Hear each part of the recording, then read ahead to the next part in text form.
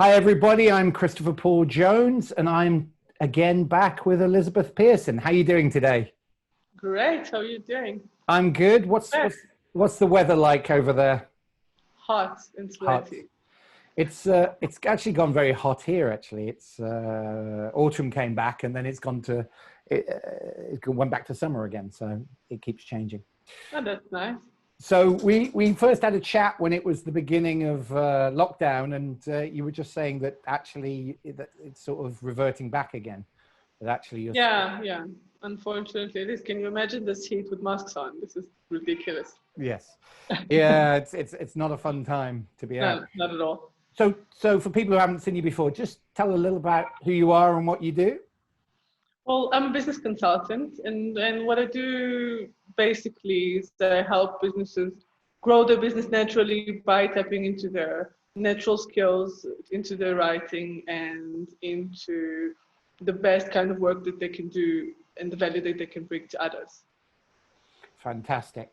So since this lockdown, have you noticed as it's gone on any specific issues that have come up for your clients? Any sort of common factors in those people? Well, yeah. If you look at the age group that I'm working with, business owners, mostly it's 30 and up, which is, if you think about it, the generation that still got to experience very slow internet. Do you remember that connection? Yes, it made that noise, as it yeah, and no cell phones. Yeah. Like knocking on your neighbor's door, asking if your friends been there.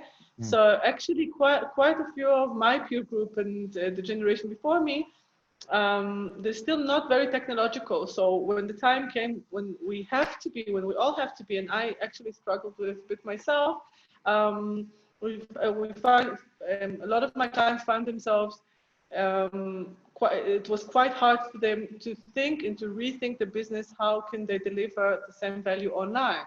So that was a huge challenge, because in a very short time, basically everything you built, you should have completely reinvented yourself. Yes. So I was just saying to you offline here, we've had the furlough scheme, which has helped a few businesses, but that's now coming to an end. So suddenly people who were sort of surviving are now starting to worry a little bit. I heard about Eat Out to Help Out, which I thought was an amazing scheme. Yes. So they have done a few. You know, it's good to moan about the government. They did do a few more than other places, but now, you know, there's an argument that it's just been delayed, the issue that people have had to deal with anyway. So what would your advice be to people who are going through a similar thing, that have sort of got to a point in their business, but now suddenly all the support mechanisms have sort of disappeared? Well, I think my best advice would be not to trust or not to look for the government funding, or not to trust the help that will come to us, but to be active and actively looking for new solutions, new ideas, and more information to broaden our minds and to broaden our knowledge into where we want to go with our business, what we want to look for in the next year, 2, 5, 10. And I've been hearing a lot of people saying, well, I can't wait until it all goes back to normal, and I miss my normal life. But what we mostly need to understand, that this is the new normal. For a month, for 2, maybe for a lifetime, I think the world is changing in such a way, for the good and for the bad, I think. I don't think it will ever go back, but it will move in a completely different direction. It's a huge shift in human consciousness. I think it's a huge shift in the way that businesses work, schools work, education, transport. I think absolutely everything. And I think the first thing to do is to come to terms with that. And once we come to terms with that, then we can rethink our steps and think what do we really want to achieve. And once we revisited that thought, we can build a plan to actually get it done. So what would be your top tips for someone who is, you know, not tech savvy, you know, who was used to a dial-up modem and not really used to texting and certainly not doing things like this online video? I mean, how would you advise them what steps would they take to help with the their first business? step is to change their mindset. Now being tech savvy is not a nice to have thing. It's a must have. So as I advise with everything, take small steps towards your goal. Try new platforms, try new apps, try new websites, explore. If you don't know how, ask for help. There's a lot of people that are very tech savvy. They're called millennials. They'll love to help us. Yeah. And I actually have a few clients between the ages of 20 and 30, which this is exactly what they do. They help people to tap into the technology and actually make things simpler for us. Yes. I think what helped me the most is to realize that instead of being afraid, I'm going to learn something that will help me save my time, save my money, save my energy. And this is the best thing I could have done to actually find those new resources I can use and stop being afraid of them. Because once you do it, you understand how easy it is. You don't understand how you lived without it. Yes. And I think, sorry, go ahead. No, that's the best advice. And from there, it's like, it's much easier. Yeah. I mean, we were talking off camera and I was saying, and, you know, I think there are so many things that I solve by searching for YouTube. Like pretty much anything you can think of, you can start by doing a YouTube search. So how do I configure my laptop to, you know, how do I get this Zoom call to switch between when we're talking? So if I pause and you speak, it'll switch, you know, all these things I can look up, and it is an interesting world. Yeah. This is amazing. It's everything in the palm of your, like you say in Hebrew, in the palm of your hand. Do you say it in English as well? Yeah, everything's in the palm of your hand. Yes, yeah. Yeah, and I think most of it. This is amazing. You have all the knowledge. Like anything you want to learn, there you go. Yes. University in the UK, there you go. A course from Old Native Chicken Zimbabwe, there you have it. It's like everything's there. Yes. This is an incredible world. So instead of being afraid of it, I'll just like look at the bright side of what's happening and how can I benefit myself and my family from what's going on. Yeah. And I think, you know, and we covered this a bit last time. I think people are scared of technology and they blame technology, and there's lots of things. I mean, it always gets me when people sort of put things up about, you know, complaining about people using their phones, and yet they probably posted it from their phone onto Facebook, you know, and it's like the irony of that, you know. People complain, you know, people looking for things to complain about. And it's how can it be used for good? And, you know, during lockdown, the fact that you could still speak to people online, and, you know, there was a lot of memes going around about what would you have done if you just had a Nokia phone, and, you know, and it's like we do have these resources, but it's how you use them, and it's what you're going to do with it. Because you could be listening to like a TED talk every day. You know, there's a whole channel for motivational talks, things like that. There's TED like talks, the Mind Valley, and all yes, exactly. There's so many it's mindfulness cool. apps. Like, where would you get these people else otherwise? Yes, absolutely. And so what would you say? So in terms of getting into the mindset of embracing that new technology, the 21st century, how would you encourage your clients to do that? Well, talking about mindset, there's a few things I really focus on, which is boosting your self-confidence and overcoming fear. Mm-hmm. That's for one. And the other side of it, it's figuring out once and for all your issues about and around money. Because if there's anything that you learn right now, is exactly how money moves. And, you know, people say that money is running out and the government's not helping and there's no work and there's no this and there's no that. Well, guess what? Money is not running out. It's not running anywhere. No one's burning money on the streets. Money is energy. It's moving from one place to the other. What we need to figure out as business owners is how we're going to be on the receiving end of the energy. And I think the best way to do it is to figure out what's the biggest value I can contribute to my clients, because I think it's vital. Like everyone is looking for, okay, how much am I making this month? I think we're looking at the little backwards. So the question should be, how am I contributing and giving the best value I can to my clients, to society, to whatever. How am I chasing my dream? And money will follow. It always does. When you think about money, money runs away. When you think about the value, money comes following. And people starting to make suggestions and joint ventures, and things just start happening. So I think that stagnation is really unhealthy. Like if we sit at home, if we're in quarantine now, we're going to sit there and complain about the government, about the news, about our kids not being in school, as you could see before, mine's not. Yes. This is all true and it's all here, but still, this is what we've been given, and we need to learn how to work with what we have and make the best of it. Yeah. And I mean, I think on that's the thing I noticed, that actually it's like the old thing, you know, someone who hasn't got a job, you can go past their lawn and it can be, it can be messy. The person who is the big entrepreneur is still out doing their garden. And it's an analogy that you know, tends to be a lot of people, their business is slowed. They had more free time. They had more time at home. But if you're in that mindset of worry, you're not productive. So it's not about time necessarily. It's the mindset by which you utilize it, I think. And, you know, it's, that's, I think, an important component. So as you say, if you're just sitting at home, what could you be doing with that time? If you know, if you're losing if clients you used to have, what can you do differently? So what did you do during lockdown? What did I do during lockdown? So I finally turned some of my products into apps. Oh, I wow. finished my flying book, which I'd been putting off for ages. Oh my God, I'm so jealous. I'll finish my book for 2 years now.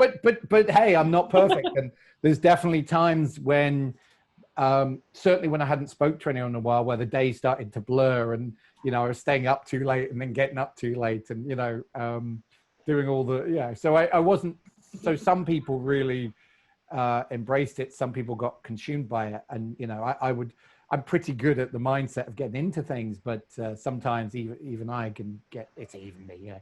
But we can get distracted. We can avoid things. And yeah, it's like when we get that motivation to go, right, what's my outcome? What's my goal? It's a lot easier than. As long as you have the center, you know, like Yes. It's fine to be distracted. It's fine to let go for a few days. It's fine to say, well, I'm not doing anything today, but then own it. If you're not doing anything, don't do anything. Oh, go all out, drink wine, complain, bitch about whatever. This is all good. Have this day finished. Start fresh tomorrow. That's what I'm always telling my clients. You can't be perfect at anything, but being yourself is good enough. But be yourself 100%. Yeah, and I would completely agree with that. It's making your peace with your decision. It's the problem is, and it's the analogy and about homework. It's like when you used to have homework from school or university, you go, I really should do that homework, but I'm sitting watching TV. But you're not really enjoying the TV or anything else because you're thinking about the homework. And it's like, either do the homework or make your peace with the fact you're not going to do it. And it's a bit like that with things. It's like shoulds aren't very helpful. Either do it, do or do not. There is no try, as Yoda says. And so it's like, I'm not going to do it today. Make my peace with it. I'm going to relax. Tomorrow, I'll be likely to do more. And actually, yeah, when you allow yourself proper switch off time, so, you know, that meditation, but it doesn't have to be physical meditation, just relaxing. For me, like I've said before, it's like walks and things like that. Physical relaxation or switching off your mind, the next day you can be a lot more productive. But it's being aware of that. It's having the insight to look inwards and do those things. So yeah, what would be your advice then? What would be the first step for someone who hasn't really changed their business with the new normal, as they say? What would be your advice to those people? How can they start? Start with a plan. First of all, start with a plan, the biggest dream. Put everything on paper. A business without a plan is not a business. And I always say to the small businesses, because what usually happens is that they go from one day to the next. Okay, we'll see who I talk to today. We'll see how many clients I'll get. We'll get by. And when times like this come, then you understand you cannot just get by, because life happens, tragedy happens, great things happen, but life is dynamic. Because as an entrepreneur, you have to accept the fact that your life's going to go like this, and you have to be ready for the pits and be very happy for the highs, you know? So what I usually ask my clients to do, first 2-3 meetings, is just draw out a plan, like a 1-page plan, when there's everything that you need, that you can that you can draw from it all the actions that you need to do monthly, weekly, and even daily. When it comes to the daily actions, you say, okay, usually women, we have this problem when we have, like you see, like even here next to me, I have like 3 different notebooks. So we tend to like fill out the paper with all the assignments that we need to do, the ones that are really like good with assignments, and then we want to cross them out, right? This is all good and great, but then what we do is we put like 20 in there, right? And then day goes by and we crossed out 3, maybe 4, and then, oh my God, I haven't accomplished anything. This is terrible. I'm such a failure, and so on and so forth. And what happens is usually we put the ones that we want to do less, we leave them to the end. And I say, now, we're not doing 20 a day, we're doing 3. But we're making sure that those 3, we do the one that we don't want to do, we do it first, and then we do the other 2. And if there's time, we're going to put some more actions. But the important thing to remember is that all that is the 3 things that we do put in our diary for the day, the 3 actions will be actions that will take us one step closer to our goal. Yes. Then all the laundry, the kids, the supermarket, the whatever, they call this, do that, write a post. First, we do the things that will get us one step closer to our goal. Small steps, baby steps, but steps indeed. And this is how a month goes by, a quarter goes by, and then there you have it. You have much more successful business. And but it's actually not. It's like very methodic daily work of doing those small actions. And when you think about it, it's very easy, because who can't do 3 small actions, right? Yes. Well, one of the things I was always taught is not to make to prioritize a to-do list, because if you make a to-do list and one of them is, empty the dishwasher or whatever, clean the house and tidy the desk, you go, oh, if I do those 3 things, hey, I feel like I've accomplished something.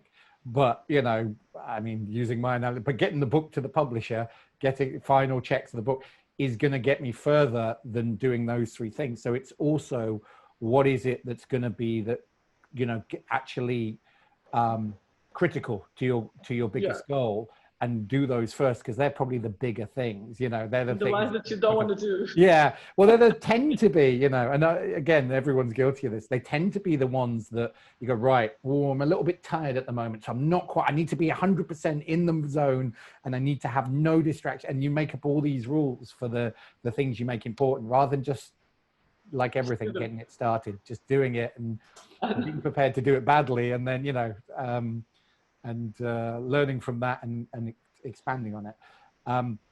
But yeah, I think also starting with the end, I don't know if you'd agree with this, but starting with the end in mind. So what do I want in 3 months time or 6 months time? Yeah. And then going, so that's my end goal. And now I'm going to do it backwards. So what would I have done in 5 months? What would I have done in 3 months? What would I have done a week from now? What do I need to do tomorrow? And that gives you the step. But when you can see the goal in mind, it sometimes helps you doing it that way. That's exactly the plan I'm talking about. Yes. Exactly right. When you have the goal, it's much easier to, well, because if we think about it from a mindset point of view, when you think about the big goal, it's scary, right? It's like, oh my God, how am I going to be published this year? Oh my God, how am I going to make $1 million, pounds, whatever this year?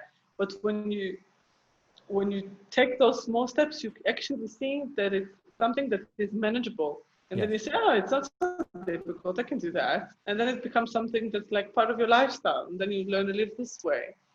And this is how you build basically everything, I think. Yes. Yeah. And I think, like you say, when you have an outcome, it's okay to like get lost a little bit. It's like having a map on Google. You can take it, using the walking analogy, you can take a tight detour, but then you're still coming back. So you took a detour, you took 2 days off, whatever, but you know where you're going. So yeah, I think it is important to have a goal. I think it's important to have flexibility about how you'll get there, though, because so often, and I don't know if you found that, the goals I set, I often didn't achieve them in the way I thought I was going to, or it wasn't a direct step. There was a couple of detours. Here's the best example of all. Yeah. All my goals of the beginning of the year went like, comes March, it all went to the trash. I had to revisit the whole thing. Yeah. In the end of the day, when I look at the way that way that my business has turned since coronavirus hit, it's been a blast. I haven't thought about the things that I'm going to do this year because I couldn't imagine myself doing them and doing them online and teaching this group of people about that. I've never thought about teaching how I write. And since I've got to this many clients that have asked me to teach the way I write posts and content for videos and stuff like that, so I've done it and it was a huge success. So I hit my goals, but in a completely different way, exactly like you said. So yeah, flexibility is amazing because if you keep, I think we spoke about it last time, if you keep your why in mind. Yes. Going a little bit further to the left or to the right, it doesn't really matter because in the end of the day, you're feeling satisfied with what you've done. And this is the most important thing. Yes, absolutely. Absolutely. Yeah. And yeah, sometimes it gets delayed. And, you know, I think for the most part, maybe other than Amazon and a few companies, I think most people took setbacks this year in their business and they had to rethink it. I think so. And the people who were the quickest to adapt are the people that, you know, learn new skills, do things a new way, are the ones that are making the money now and bringing it in. You talked earlier actually on that about, you know, attracting money, the sort of abundance mindset and, you know, what value can you offer? How would you teach someone to do that? How would you go about that? Or are we getting into your personal coaching work now? I don't want you to be giving away for free what you should be charging for. Yeah, like, no. Give everything away for free. By the way, this is part of the abundant mindset. Something that I teach my clients a lot because the tendency is to keep your cards to your chest and this is my personal knowledge and I don't want to give it away for free and stuff like that. Actually, this is the thing. No matter how much knowledge would you give and send out there, it doesn't replace the work that a person can do with you. It is not the same. And the more abundant you'll be with it, the more generous you'll be with your knowledge, with your skill set, the more value you'll bring to people, the more they will likely want to seek your company, seek your service, and pay you rather than someone else that they don't really feel that comfortable with. And the thing that I found now, I think this year, the most critical thing to have this abundant mindset, I call it like the safety blanket product. Right. Actually, sorry? No, I was just going, okay, what's that? So the safety blanket product is basically when we introduce the first product to a potential client, we make it as safe for them as possible to purchase from us.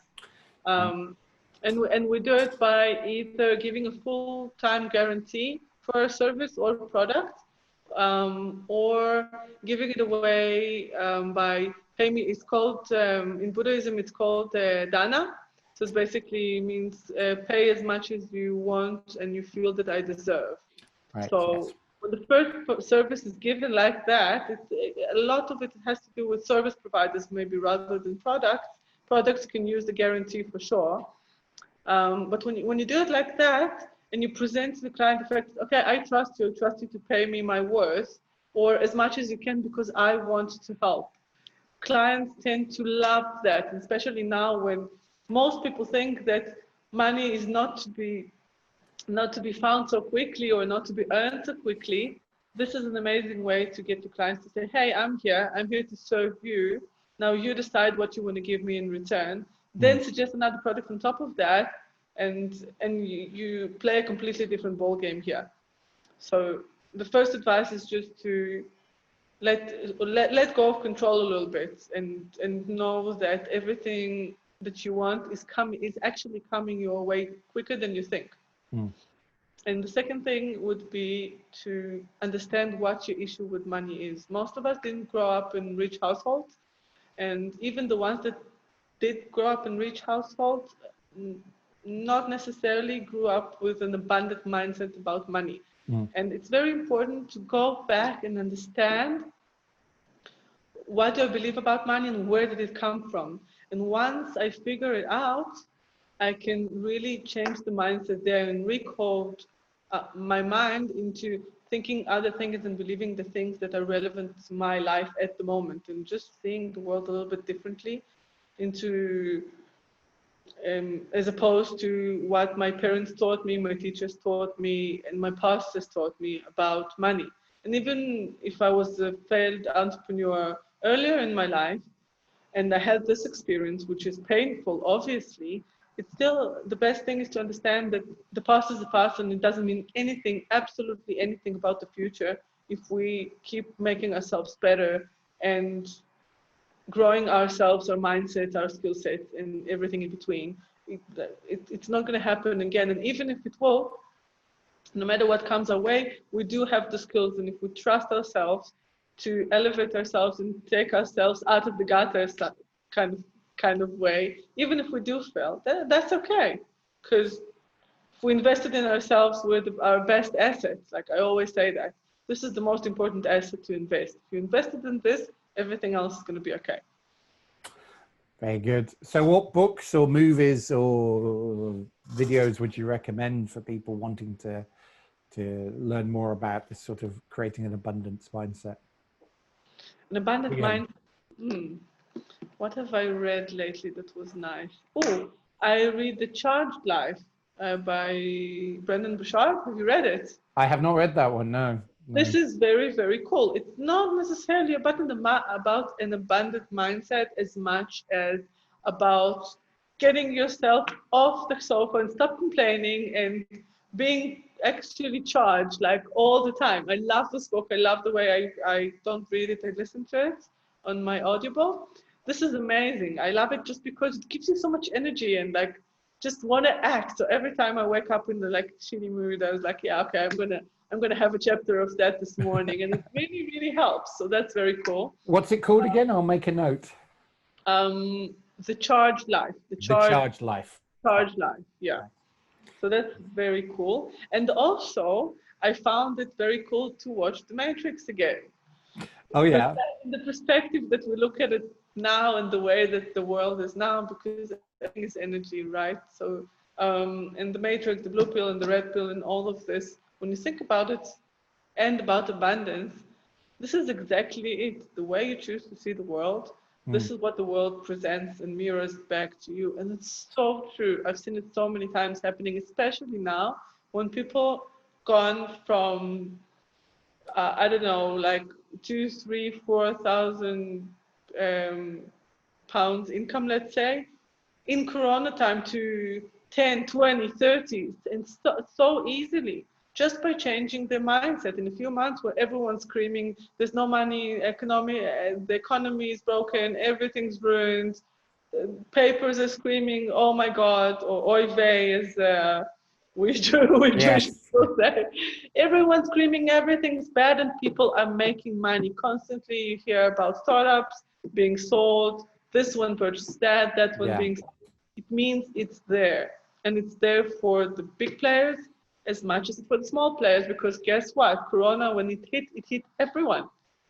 And actually, when you think about it from an opportunity point of view, this is now a more level playing field for the tinier businesses to rise up and say, oh my God, I don't have all these expenses every month. Guess what I can do with my brilliant mind and my good ideas?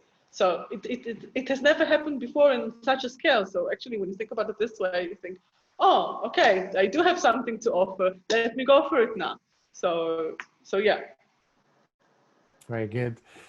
Yeah, no, I mean, going back to the Matrix, it amazed me, even at the time, how few people understood it. They're like, oh, it's just people bouncing off walls doing some kung fu. And it's like, no, there's a whole philosophy behind the this idea that the world we live in is a construct of our mind. It's obviously metaphorical, but that actually what we see is what we expect to see. And there's a whole load of studies on that. I don't know do you know who Darren Brown is? You might not have him over there. But sorry? Do you know who Darren Brown is? So Darren Brown, he does all these tricks. And one of the shows he did was talking about luck and whether if people think they're lucky, it's a real thing or not. It's like a real thing. And, he's because he's a magician, he's fairly skeptical about anything, what would you call it, alternative or new age or whatever the term is. but one of the things he did was he realized that people who think they're lucky It gets do lucky. certain things. That, well, they do certain things. So like there was like a winning ticket on the ground, and the people who thought they were unlucky would walk past it. They wouldn't even see it, or they would ignore it. They would be suspicious. The people who believed they were lucky would get down and pick it up. And, you know, so it's just things like that. It's kind of what you call your filters, you know, what you're looking for, you tend to attract. Yeah, So I think the world is a horrible place. And, you know, talking it with will people. be a horrible place. Yes, exactly. And you can always find examples for it. And that's also true for why people are wonderful, or, you know, and it's purely what you're focusing on. But People that, are wonderful. say again, sorry? People are wonderful. The world Yes, is wonderful. exactly. It has a lot of bad things in it, but overall, when you look at it, if you choose, yeah, it depends on the perspective. But I don't remember who was I saying it to this week. Well, for you, this week only began. My week began yesterday. Oh, right, yes. I was saying to someone that since I was a child, I was in love with people. Every person I would look at them and I would look see how beautiful they are, look for the nice features, look for their niceness, look for the good traits, and I would always like fall in love with whoever I meet, and I still do it. And because I was an only child coming from an immigrant family to Israel, and my parents lived in communist Russia, so their outlook on life is friends are to beware of, and don't get too close, you get hurt. So living in this kind of family, not understanding what they're talking about all my life. And I think it wasn't until I met my husband, until I met Simon, that I met someone that is in the same mindset as me about people, that look at the person and say, oh my God, you're wonderful. How amazing is it to meet you? And you can say it about anyone. Like, imagine if each and every one of us would go to a person and say, oh my God, you're so wonderful. I'm so glad to meet you. Even the most cynical of people would like, oh my God, you know, it's like, it's just some words, but words are so powerful, and we can use them to our advantage with absolutely anything. And it starts from childhood. Yes. So this is how we bring up our kids. Yes, absolutely. Yeah, power of words, power of focus, you know. I was going to say, yeah, so even something simple like my fear of flying clients, they'll look for, you know, if you're scared of flying, you'll look for all the plane crashes. You won't go to the airport and watch hundreds of thousands of planes take off. And unfortunately, it's, you know, the way, you know, we talked about the good things about technology. The bad thing is that controversy sells, drama sells. So whether it be the news or on social media, they tend to be the ones that get clicked. If people can be controversial. Controversial is good. Yeah. Well, yeah. Controversial is interesting. Just if you take it with a pinch of salt, that's wonderful. Yes. Yeah. I guess it depends how it does, but it starts to make you think the world is you know, it's certainly from watching the news, you start to think the world is a dangerous place. But it's like they didn't tell you about all the things that, today in the Middle East, nothing happened. Yeah. So there's the Good News channel. It's a Facebook group. Oh yeah. Yeah, and they put all the good news in there, and now they've created a WhatsApp group as well, and they just put good news. Everything good that happened today in the world, they put on there, and this is such a cool project. Oh, fantastic! Well, it's called the Good News. You have to send me a link. It's all in Hebrew, unfortunately. Oh, okay. Well, send me a link and send me a translation then. Yes. Of translating everything. But yeah, it's really cool. Actually, the regular news I accept when I want to get some Corona news to see what we can or can't do, what the changes are in regulations and stuff. I just don't watch them because I find them so depressing. And it's like, if anything important happens, I'll be notified. Otherwise, I don't want to hear it. Yeah, and you know, the less you watch it, the more happy you get in the end of the day. Oh, absolutely. And it is the problem with sort of 24-hour news channels that they have to fill it. And, you know, very rarely, you know, positive news, you know, well, they might have 10 stories and then one positive one, you know, but generally it's the drama that sells, you know. I love that story with the British dude. How old was he? Was the general or soldier, whatever, that just in the first quarantine just walked around this house for a marathon, old person. Oh yes, yes, Raised yes, money yes. for, and then this chick from the Ukraine, she knitted him socks. This was so adorable. Oh my God. This is such a cool story. I absolutely loved it. And this is the fruit of technology. Yes. That a 100-year-old dude in the UK and the chick who doesn't even have internet in wherever she is can connect in this sort of way. Yes. Just over, have a nice friendship.